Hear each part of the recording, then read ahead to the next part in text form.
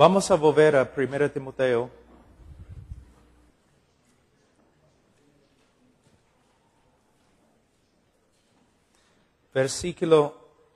Capítulo 4, versículo 12. Ninguno tenga en poco tu juventud, sino sé ejemplo de los creyentes en palabra, conducta, amor, espíritu, fe y pureza. Entre tanto que voy, ocúpate en la lectura, la exhortación y la enseñanza. No descuides el don que hay en ti, que te fue dado mediante profecía con imposición de las manos del presbiterio. Ocúpate en estas cosas, permanece en ellas, para que tu aprovechamiento sea manifiesto a todos. Ten cuidado de ti mismo y de la doctrina, persiste en ello, pues haciendo esto te salvarás a ti mismo y a los que te oyen.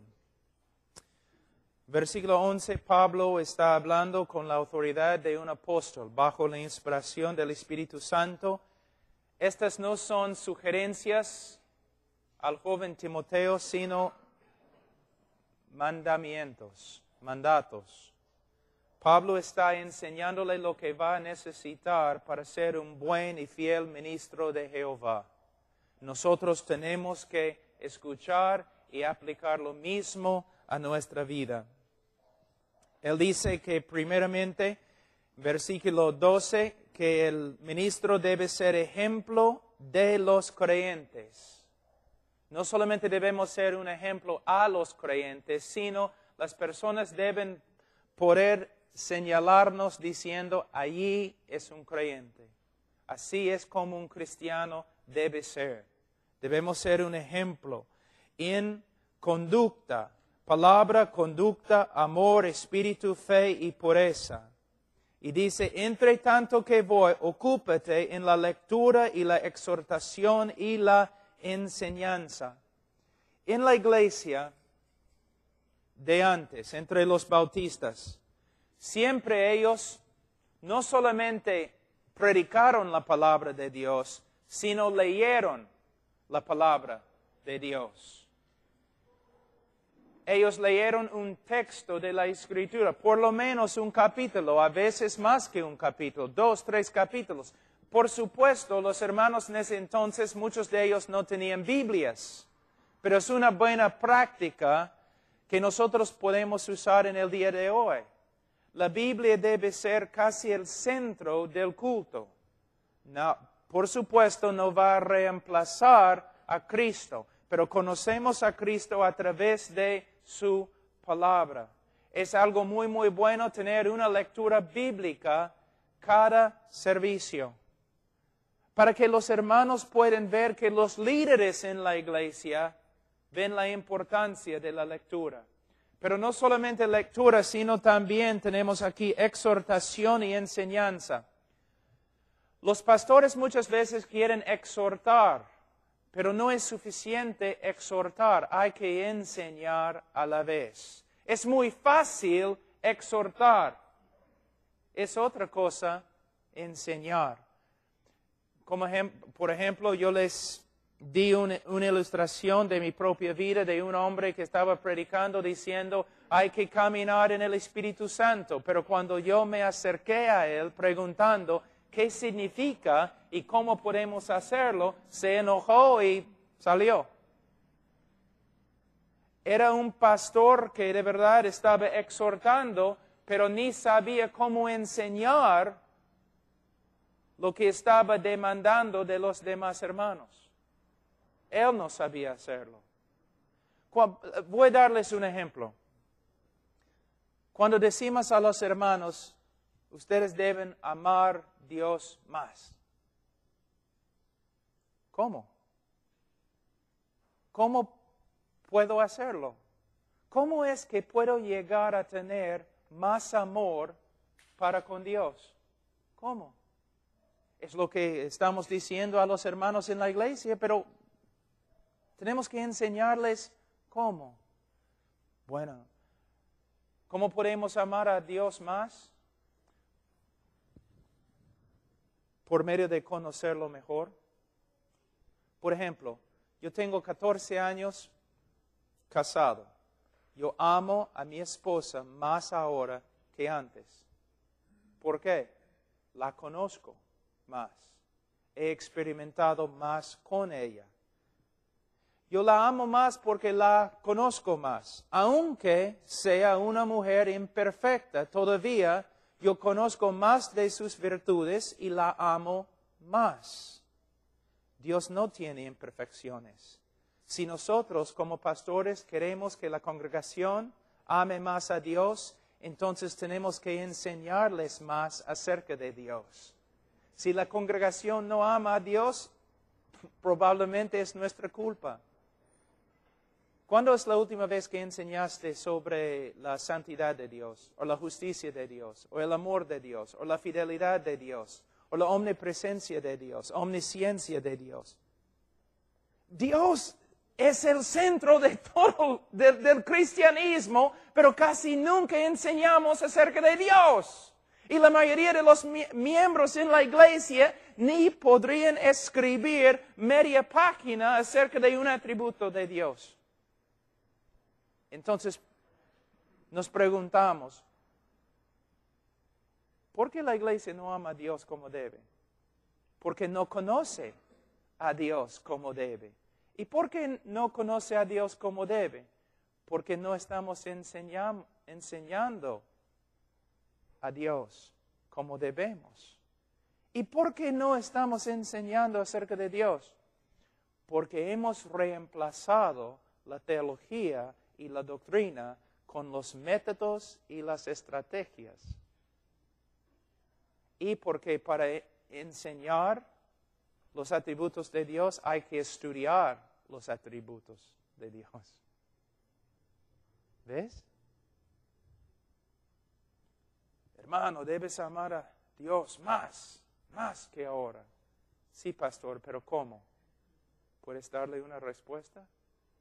¿Puedes sentarte con Él y explicarle lo que significa amar a Dios y cómo uno puede crecer en su amor para con Dios?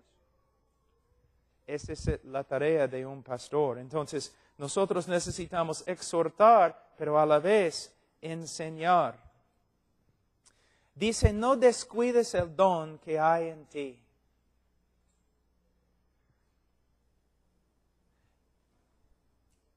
Esto tiene dos significados.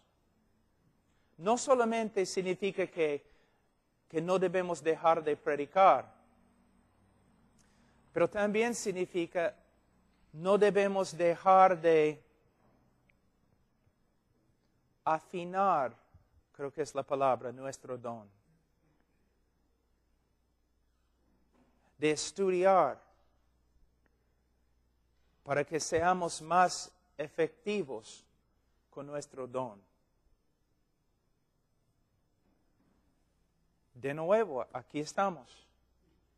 Personas dicen, bueno, yo voy a predicar, yo estoy listo, siempre dispuesto a predicar, pero ¿estás dispuesto a estudiar? Todos quieren hablar, todos quieren estar adelante, todos quieren ser el centro del servicio, todos quieren gritar y hacer un montón de cosas. Pero si no vas a estudiar, no debes predicar.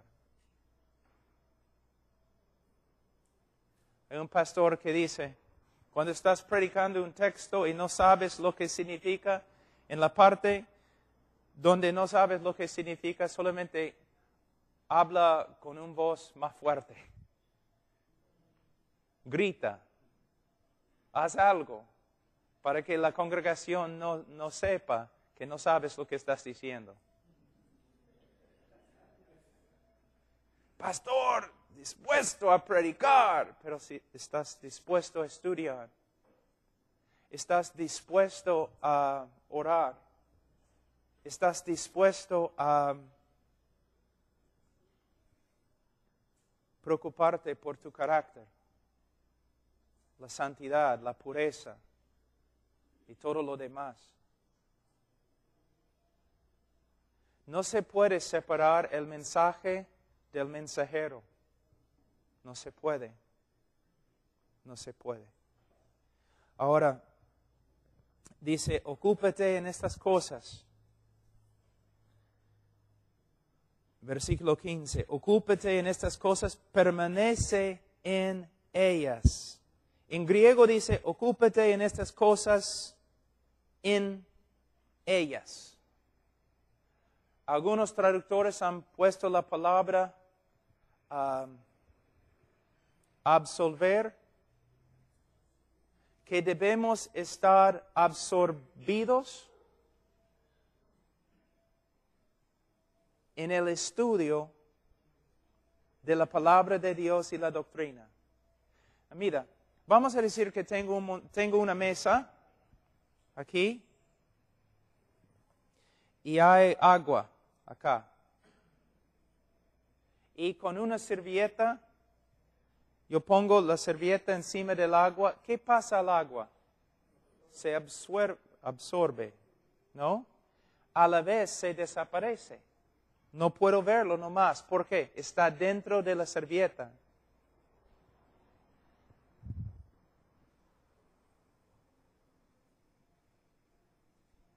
¿Dónde está Pastor Pablo? No lo veo. ¿Dónde está? Se ha desaparecido. ¿Dónde está? Está absorbido en sus estudios.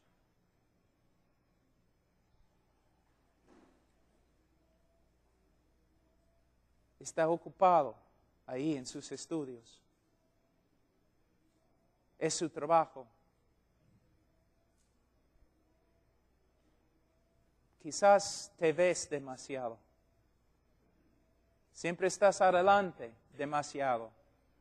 Siempre estás corriendo por todos lados demasiado. Todos te pueden ver siempre porque nunca te has escondido con Dios. No estás absorbido en tus estudios, en la oración, a solas con Dios. Pero es exactamente lo que Pablo... Mira, Pablo está diciendo a Timoteo, Timoteo, voy a morir. Primero, Timoteo, voy a morir. Y tiempos peligrosos van a llegar. Y falsos profetas, y herejías, y persecuciones, y un montón de cosas, ataques contra la iglesia van a llegar después de mi muerte. Ahora voy a enseñarte cómo pelear contra estas cosas. Escóndete en tus estudios. ¿Ves? Totalmente diferente que lo que hacemos en el día de hoy.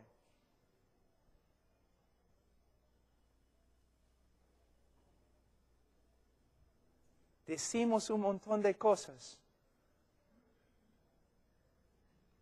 pero con toda la letra, todas las palabras que usamos, ¿hay mucho valor? ¿Qué hacemos? ¿Qué logramos? Hermanos, estamos buscando una obra sólida, no un montón de ruido, luces, bulla, cosas así. No, una obra sólida, con un pastor sólido, fiel, conocedor de la palabra de Dios. Familias sólidas, hombres amando a su esposa, siendo líderes en su hogar, discipulando a sus hijos. Pero ¿cómo podemos hacer eso cuando ni los pastores lo hacen? Familias que llegan a la iglesia sólidas, restauradas, completas.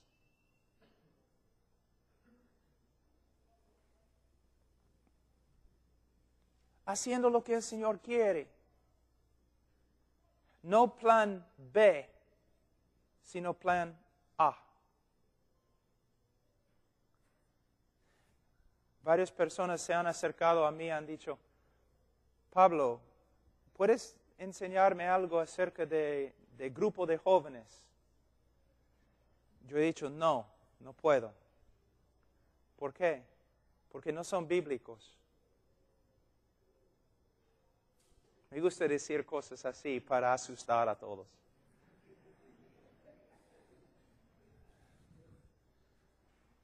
¿Dónde dice en las Escrituras que los jóvenes deben estar con los jóvenes?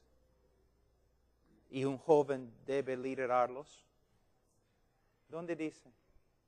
No dice. Dice lo opuesto. Que los jóvenes no deben estar con los jóvenes porque llegan a ser juntos más tontos que antes. Dice que los jóvenes deben estar con los hombres y las jovencitas deben estar con las mujeres para que dejen las tonterías de su juventud y sean adultos. Pero nosotros juntamos los jóvenes con los jóvenes y ponemos un joven sobre ellos como líder y simplemente llegan a ser más tontos que antes.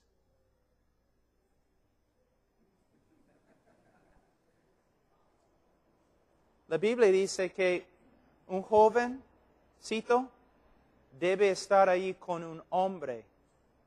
Y un hombre debe invertir su vida en el joven para que sea hombre.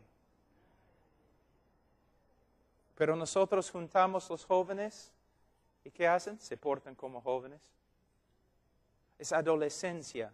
Eso no existe en la Biblia. Es una cosa creada por los psicólogos. Nada más. No es bíblico. No existe. Es un invento contemporáneo. Es solamente una cosa. Mire, estoy diciendo un montón de cosas para sacudirles. Piensen. Ay, tenemos que tener una escuela dominical para enseñar a los niños. Pero la Biblia dice los padres deben enseñar a los niños. Y aunque vas a pasar mucho tiempo tratando de crear una escuela dominical, no pases casi nada en la iglesia, nunca en la iglesia enseñas a los padres para que asumen su responsabilidad. ¿Ves? Plan B. No plan A. Siempre. ¿Debemos tener grupos de jóvenes? Sí. ¿Debemos tener escuela dominical? Sí, pero bíblicamente. Bíblicamente. Para tener una iglesia bíblica, pero tienes que tener hombres bíblicos. Y para tener hombres bíblicos, tienes que enseñarles la Biblia. Que significa que necesitas un pastor bíblico.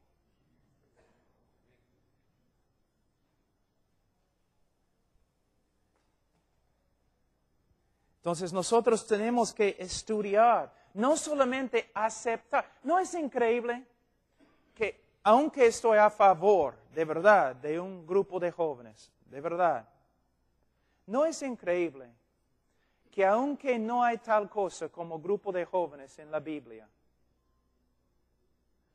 si yo digo que un grupo de jóvenes no es bíblico, todos se asustan. ¿Por qué? Es algo que ustedes han recibido de otros sin estudiar la Escritura para ver, ¿de verdad es necesario? Sí es necesario. No puedes tener una iglesia sin un grupo de jóvenes. Pero, ¿qué dice la Biblia? Los padres deben enseñar a los jóvenes. Y los jóvenes deben estar con sus padres. En nuestra iglesia tenemos un grupo de jóvenes bien grande. Es una iglesia grande. Los padres son el centro del grupo de jóvenes. Y el ministro de jóvenes es el ministro de la familia. Su trabajo no es enseñar a los jóvenes. Su trabajo es enseñar a los padres para que puedan enseñar sus propios jóvenes. Y cuando los jóvenes se reúnen con sus padres, es un gozo y una alegría. Pueden compartir todo lo que han aprendido en sus propias familias. Pero tú dices, pero Pablo, ¿qué pasa con el joven que viene de la calle y no tiene padre o madre cristiano para enseñarle? Bueno, ¿qué pasa ahora en tu grupo de jóvenes? Él entra y ¿qué dice? ¿Qué ve cuando entra? No ve una familia cristiana. Ve lo mismo como en el mundo. un grupo de jóvenes con jóvenes, haciendo cosas de jóvenes poco más moral, hablando de Jesús, pero no ve nada de una familia bíblica o cristiana. Solamente jóvenes con jóvenes, los padres no existen. Pero, si un joven entra en nuestra iglesia, ¿qué va a ver? Caramba. Este papá, este padre y madre se aman tanto.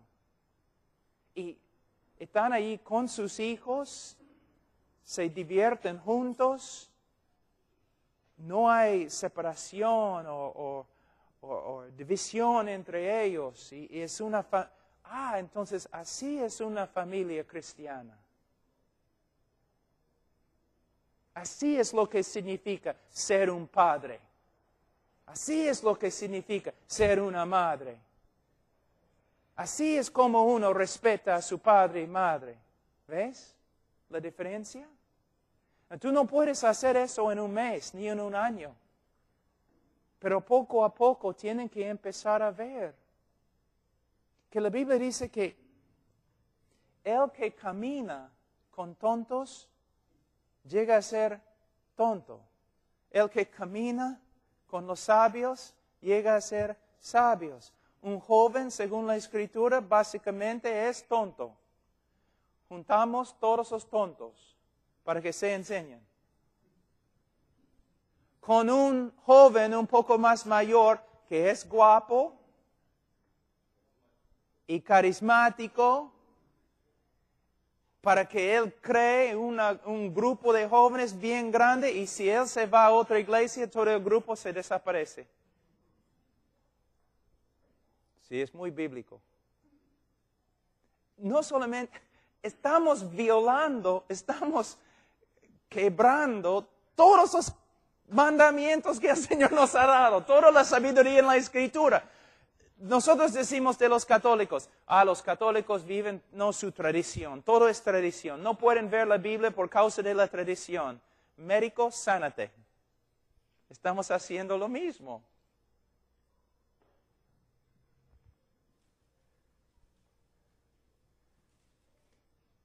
Una de las razones, hermano, es la psicología. Ha hecho más daño a la iglesia que casi cualquier otra cosa. Solamente un ratito voy a enseñarles algo acerca de la psicología. Básicamente, los tres hombres que han influenciado la iglesia más como psicólogos son Freud, que era aborrecedor del cristianismo, Rogers, que era aborrecedor del cristianismo, y Skinner, que era aborrecedor del cristianismo. ¿No es interesante que en el día de hoy tenemos que tener psicología en la iglesia? Cuando la psicología proviene de tres hombres que públicamente declararon guerra contra el cristianismo. Pero ahora nosotros decimos, no, mira, toda verdad es verdad de Dios. Entonces tenemos que usar la verdad de las Escrituras y la verdad de los psicólogos. ¿No es cierto? Es lo que dicen. Pero hay varios problemas. Primeramente, estás diciendo que la Biblia no es suficiente.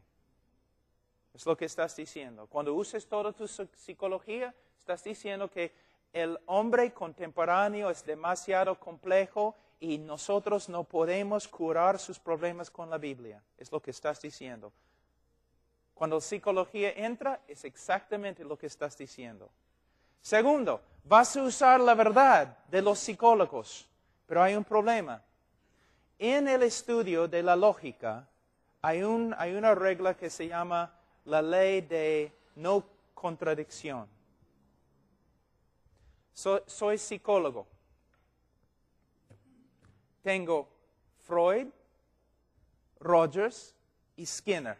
Tengo todos los libros de Freud, todos los libros de Rogers, todos los libros de Skinner. Entonces, voy a decir que soy psicólogo cristiano.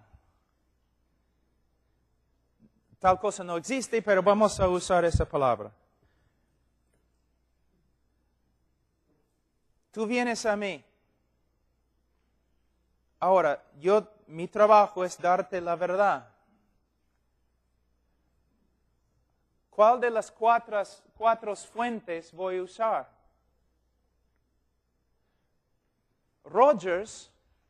Freud dijo que, básicamente la enseñanza de Freud dice que Rogers y Skinner son idiotas. Sí, Freud está totalmente en desacuerdo con Rogers y Skinner. Rogers dice básicamente que Freud y Skinner son idiotas.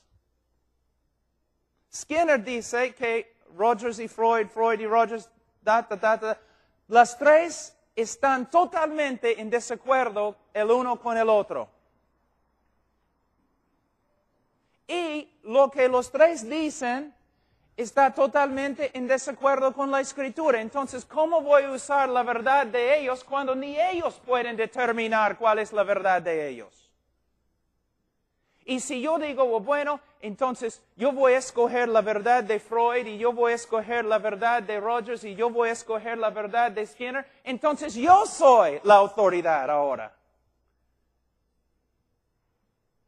Lo que tienes que entender es que los tres hombres que han influenciado la iglesia, los tres aborrecieron la iglesia, aborrecieron cristianismo y declararon guerra contra cristianismo. ¿Y ahora vas a usar casi todo lo que ellos dicen para ayudar a los hombres?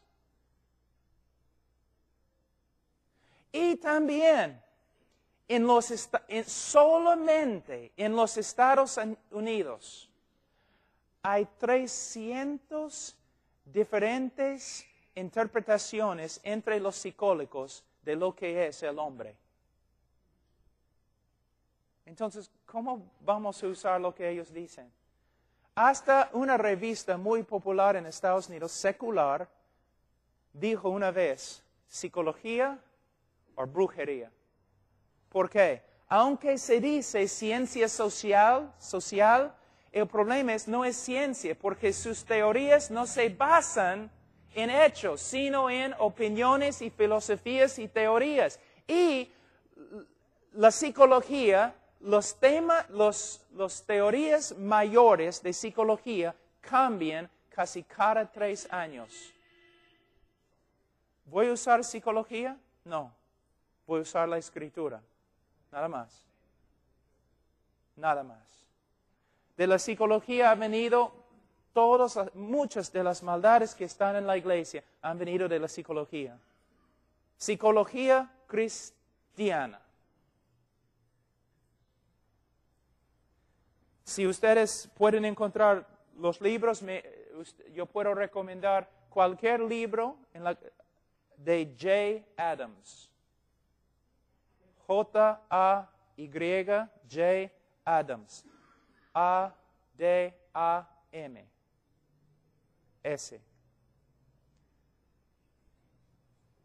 Nosotros tenemos una Biblia y la Biblia es suficiente para curar al hombre que se arrepiente y cree. El hombre solo tiene un problema, es el pecado. Otro ejemplo que ya hemos usado, mira cómo interpretamos la Biblia a través de la psicología.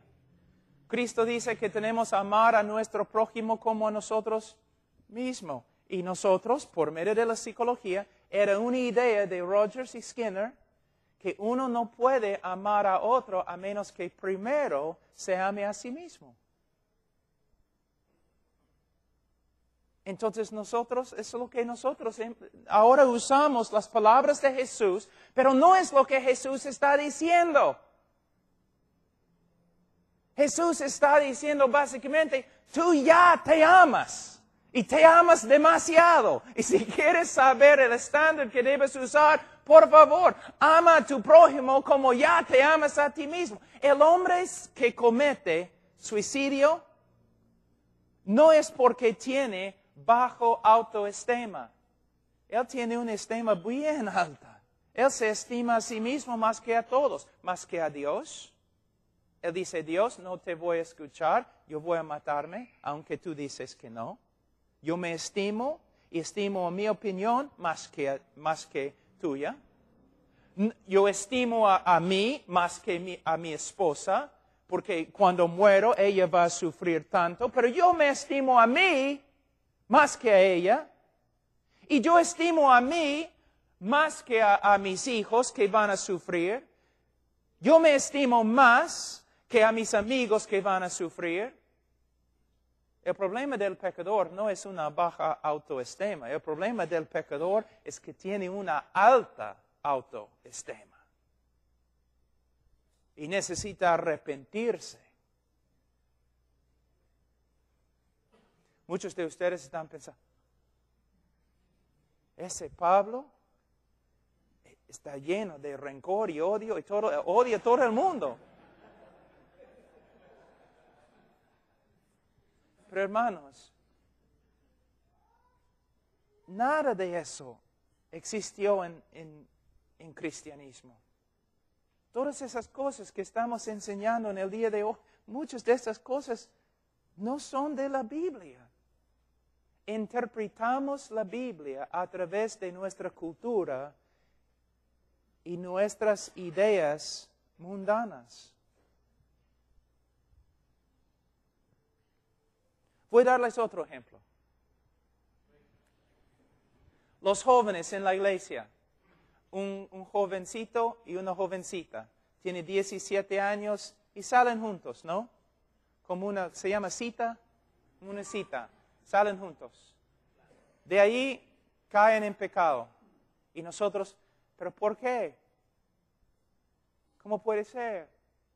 ¿Ok? Voy a darles un ejemplo. Vamos a decir que ahora mismo estoy en un departamento, estoy quedándome en un sitio que Martín, cuando llegó aquí, Martín me dio un departamento para quedarme ahí una semana. Entonces el departamento está ahí con su cocina y todo. Es un departamento, estoy ahí una semana mientras estoy enseñando a ustedes. Pero como 8 p.m, Martín decide, voy a visitar a Pablo. Entonces, Martín toca el timbre. Oye, Martín, pasa. Martín entra y estoy ahí a solas con una mujer. Una mujer bien guapa, bonita, amén. ¿Quién dijo amén? Hermano Zacarías. Ay, Señor.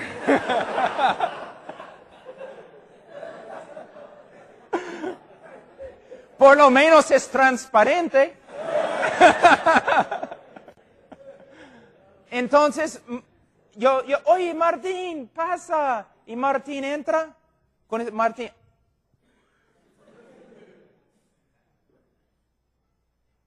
Pablo, ¿qué haces, hermano? Estamos haciendo galletas. ¿Quieres una galleta?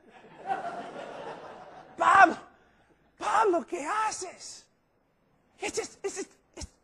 Pablo, ¿cómo puedes hacer? Pero no estoy haciendo nada. Mira, estamos haciendo galletas. Y él sale conmigo, Pablo, mira, vamos a tener que cancelar la conferencia. Y también voy a tener que hablar con la iglesia. Pablo, lo que has hecho es horrible. Pero hermano, no hicimos nada, solamente estamos Pablo, mira, no me importa lo que hayas hecho.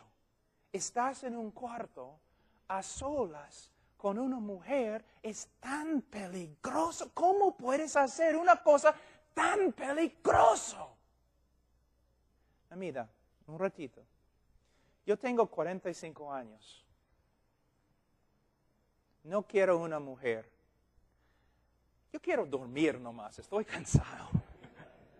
Yo tengo 45 años. Tengo una esposa. Si cometo adulterio, voy a perder a mi esposa quizás. Voy a perder a mis hijos y por lo menos destruir a mis hijos. También toda la misión va a sufrir. Quizás muchos misioneros no van a recibir apoyo nomás. va a haber un montón de problemas en 17 diferentes países. Yo tengo mucho que perder. Entonces, si alguien se va a cuidar, soy yo. Tengo mucho que perder. Tengo más que perder que un joven de 17 años. Tú dices que es una locura que yo esté a solas con una mujer. Pero tú dices que está bien si dos jovencitos de 17 años salen juntos una cita. Está bien. ¿Alguien puede ver un problema? Si es peligroso para mí estar a solas con una mujer, cuanto más es peligrosísimo dos jovencitos saliendo una cita. Hay una manera bíblica de arreglar la situación, pero es otra conferencia. Pero pueden ver lo que estoy diciendo. Muchas veces hacemos cosas que no son bíblicas y después, ¿por qué todo salió mal? ¿Por qué todo salió mal? Porque desde las raíces lo que estamos haciendo está mal.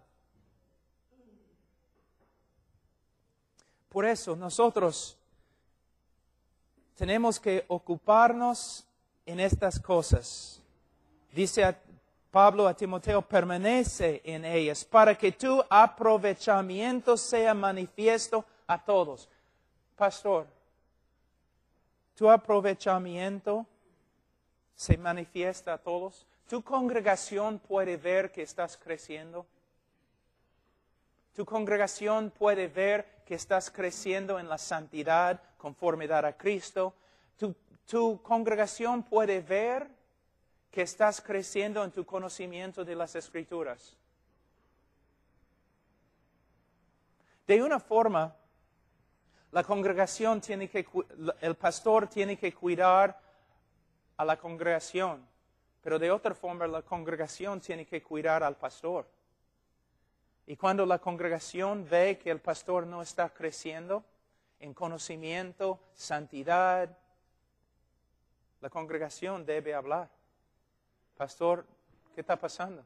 ¿Estás estudiando?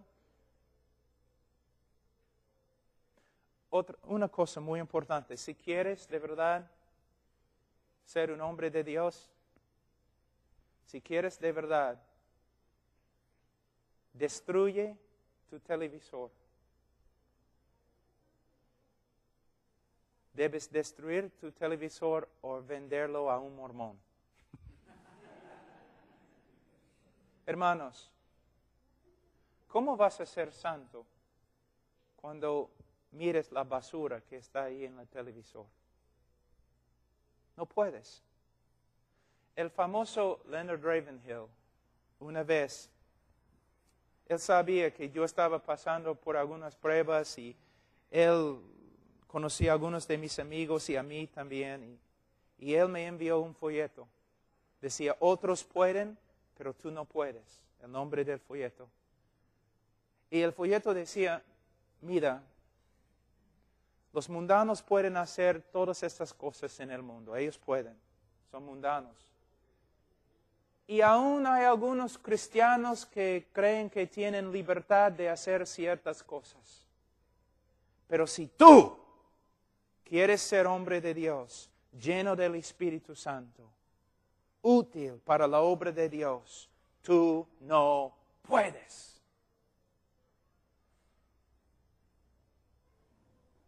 El Señor usa un instrumento santo. Y de verdad, hermanos, no estamos hablando, en el texto no dice que no debemos tener un televisor, pero yo te digo, para un pastor, el televisor es la cosa más peligrosa que existe.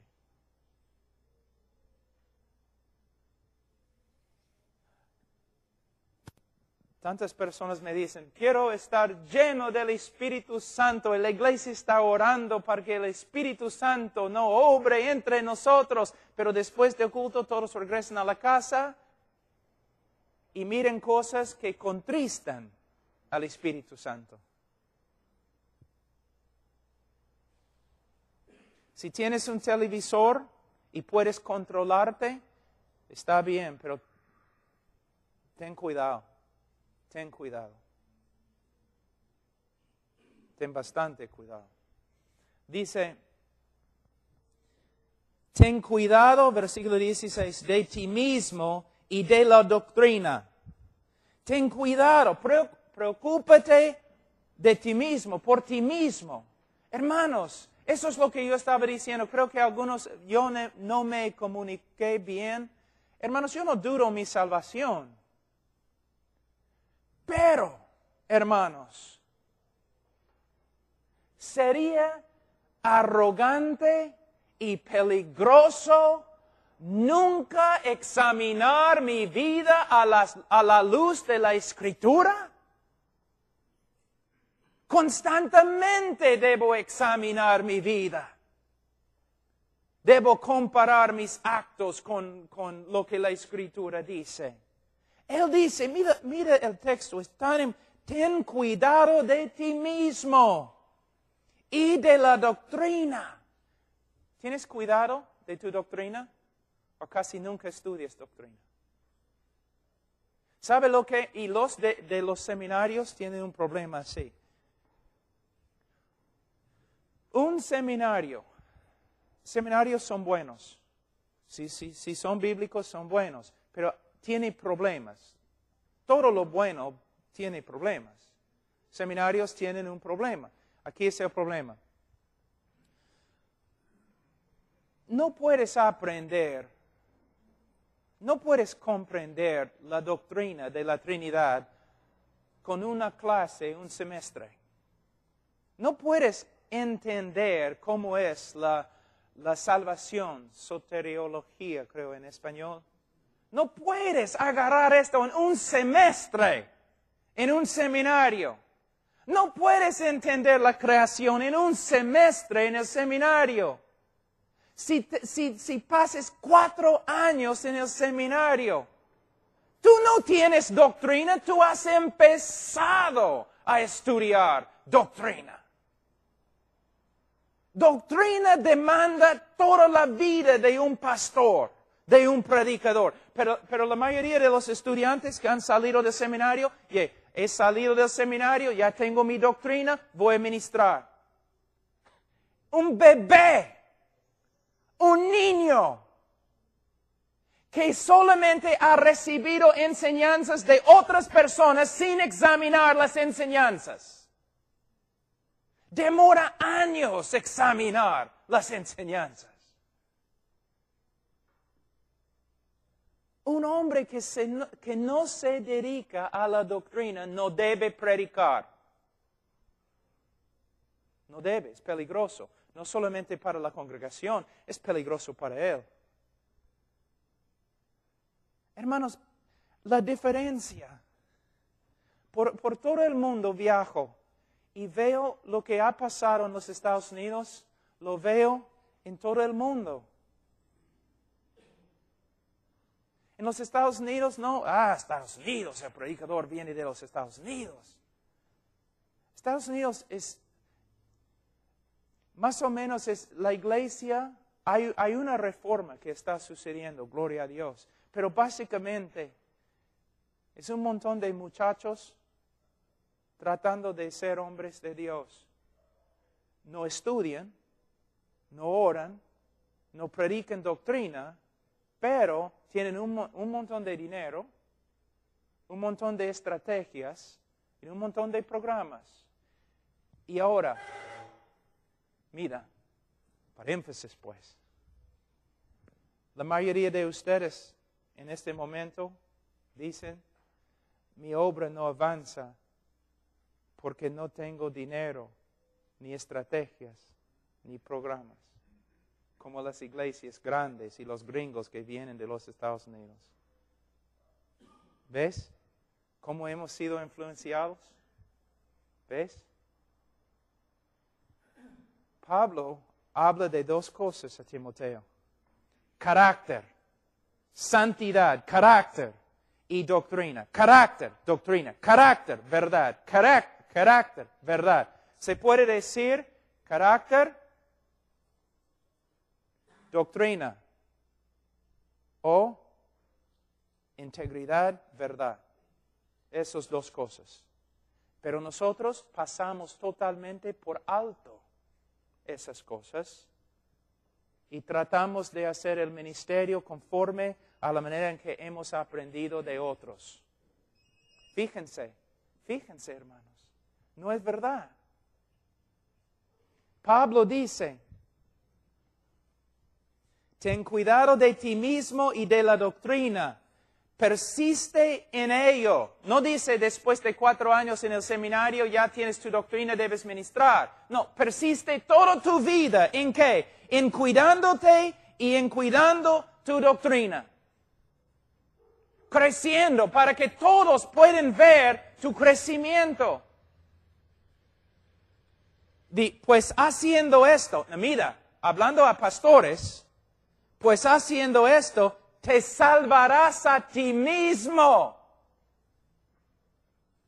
y a los que te oyeren. Interprete este versículo, por favor.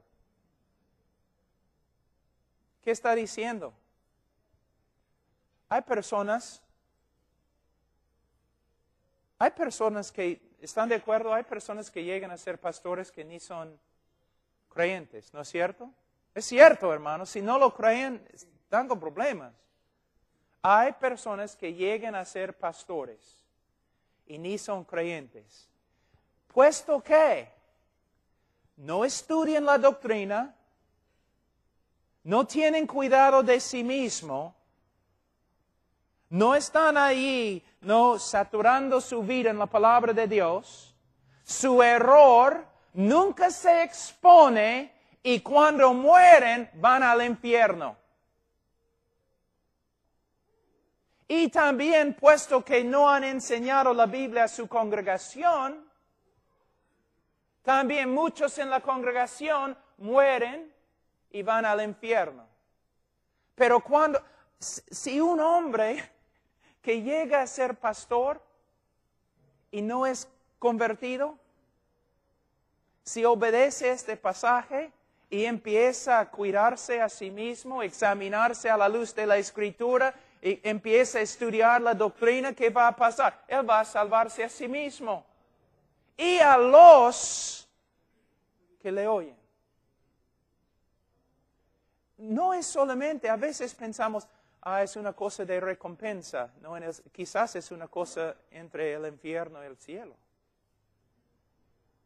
Porque hay pastores que ni son creyentes. Interesante. Mira, los chicos que estoy discipulando ahí en los Estados Unidos, una de las tareas es que tienen que memorizar 1 de Timoteo, todo el libro. Y en memorizar capítulo 4, el Señor empezó a abrir este texto. Mira, cuando estamos enseñando la prédica, a veces una persona dice, bueno, yo voy a predicar de 1 de Timoteo, capítulo 1, voy a predicar todo el libro. Pero ellos empiezan con versículo 1. No han leído todo el libro. Entonces, cuando interpreten versículo 1, no lo hacen en el contexto de todo el libro. Por eso, antes de enseñar un libro a nuestra iglesia, quizás debemos leerlo varias veces y aún memorizarlo. Y por medio de memorizar 1 de Timoteo y pasar por 1 Timoteo, yo empecé a ver algo. En todo 1 Timoteo, 2 Timoteo, Pablo está hablando, ¿no? Preparando a Timoteo porque él va a morir. Pablo va a morir. No solamente él dice a Timoteo, tiempos muy peligrosos se acercan. La iglesia va a ser atacada como no puedes creer. A Timoteo, aquí es lo que tienes que hacer. Tienes que estudiar. Tienes que tener cuidado de ti mismo, tu santidad, tu doctrina, lo que crees, lo que enseñas. Tienes que darte a la exhortación y enseñanza y lectura de la Escritura. Si haces esto, Timoteo, harás bien, tendrás éxito. Pero nosotros hemos complicado el asunto, ¿no? Hay un montón de cosas que tenemos que hacer. Si yo fuera un pastor aquí, todos probablemente dirían, ese Pablo no hace nada. Porque ¿sabe lo que yo haría? Probablemente desde las 5 de la mañana por ahí hasta las 11, yo estaría en mi estudio. De ahí visitaría a hermanos si es posible, testificaría en la calle, predicaría en la noche. No necesito las otras cosas. Nosotros tenemos una iglesia de más o menos 1,000 personas. Básicamente lo que hacemos es todo, el púlpito es todo. El púlpito es todo. Y de ahí del púlpito, otras clases. Enseñanza, doctrina. Todas las clases son clases de doctrina. Todo. Toda la iglesia, solamente doctrina, doctrina, doctrina. Pero las cosas prácticas, doctrina es práctica. Doctrina es verdad. Lo que los miembros necesitan es la verdad. La verdad, ¿qué es un esposo bíblico? ¿Qué es un hijo bíblico? ¿Cómo se puede gastar dinero bíblicamente? ¿Cómo se puede hacer eso bíblicamente? Todo tiene que ver bíblicamente. ¿Cómo se hace? Enseñando, enseñando, enseñando, enseñando, enseñando.